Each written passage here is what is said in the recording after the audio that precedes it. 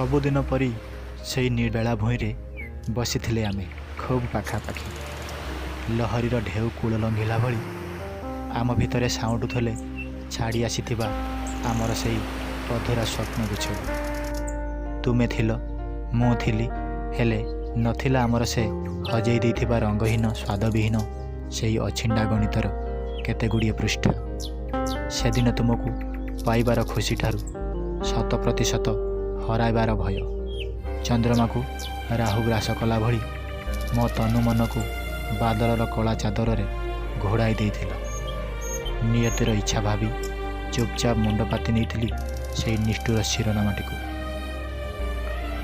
ଆମ ଭିତରେ ଲମ୍ବି ଯାଇଥିବା ଆଶାର ପାହାଚ ଗୁଡ଼ିକ କାହା ଶକ୍ତ ଧକ୍କାରେ ସତେ ଯେମିତି ଝଣଝଣ ଶବ୍ଦରେ ଖଣ୍ଡ ବିଖଣ୍ଡିତ ହୋଇପଡ଼ୁଥିଲା।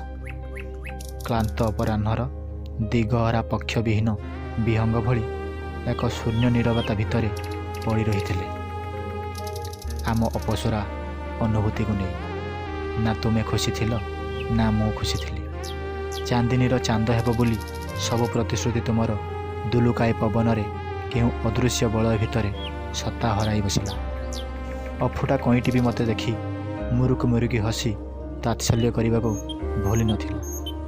ଅନ୍ଧାରର ଗହ୍ୱର ଭିତରେ ନିଜକୁ ହରାଇବାର ଯନ୍ତ୍ରଣା ଦେହସାହ ହୋଇପଡ଼ୁଥିଲା। ତଥାପି ତୁମ ସାଂସାରିକ ଜୀବନର ଖୁସି ମନାସି ସବୁ ଅସହ୍ୟତାକୁ ନୀଳକଣ୍ଠ ପରି ପିଇ ଯାଉଥିଲି। ପ୍ରେମର ଅନ୍ୟ ନାମ ଯେ ତ୍ୟାଗ, ଏହି ଉକ୍ତିକୁ ପାଥେୟ କରି ତୁମ ଜୀବନର ବହୁ ଦୂରରୁ ଆସିଯାଇଥିଲି। ହେଲେ ଜୀବନର ଦୁଇ ଛକିରେ ତୁମକୁ ଏମିତି ପାଇବି ବୋଲି କିଏ ଜାଣିଥିଲା। ଦୁନିଆଟା କମଳା ଲେମ୍ବୁ ପରି ଗୋଲାକାର।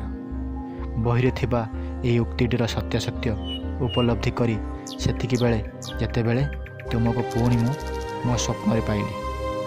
ଅବାସ୍ତବ ଭିତରେ ବାସ୍ତବକ ଖୋଜି ପାଇଲି ସିନା, ହେଲେ ନା ସେଥିରେ ଥିଲା ଆମର ଅଧାଗଢ଼ା ସୁନେଲି ସ୍ୱପ୍ନ, ନା ଥିଲା ବର୍ତ୍ତମାନର ମୋହ।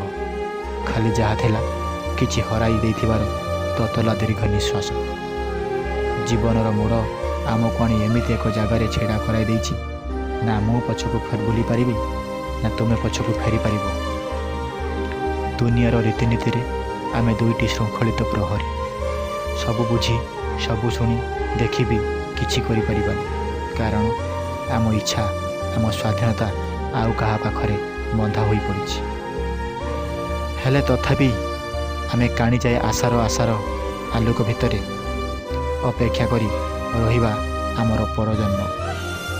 ସବୁ ଅବାସ୍ତବ ଭିତରେ, ସବୁ ଅସମ୍ଭବ ଭିତରେ କିଛି ସମ୍ଭାବନାକୁ ଜାବୁଡ଼ି ଧରି ରହିବାର ମାନେ ବୋଧେ ପରଜନ୍ମ।